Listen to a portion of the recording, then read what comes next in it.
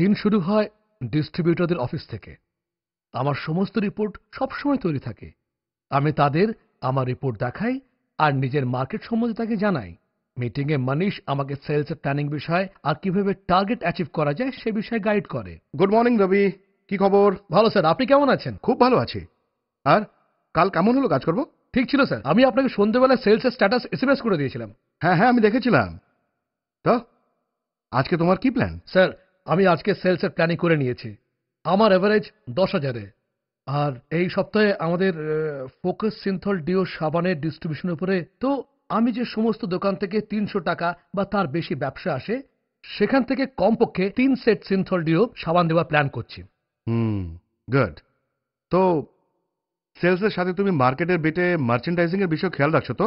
Sir, আমি already POP material আমার সাথে কালেক্ট করে নিয়েছি। আর যেখানেই আমি সিনথল ডিও সেলস করব সেখানেই পোস্টার লাগিয়ে দেবো। গুড। আর নাম্বার ওয়ানের স্কিম?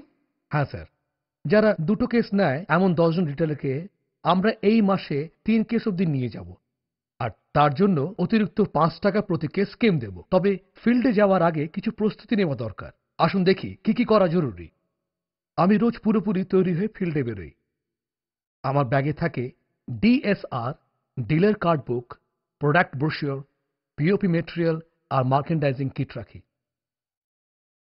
স্যার, এই বিটে আমার অ্যাভারেজ 10,000 টাকা। কিন্তু আপনি যেমন বলেছিলেন যে এই সপ্তাহে আমাদের সিনথল লাইম আর ডিওর বড় বিজ্ঞাপন হবে, তাই আমি অন্য প্রোডাক্টের সাথে এই দুটো প্রোডাক্ট থেকে বাড়তি সেলস আশা করছি।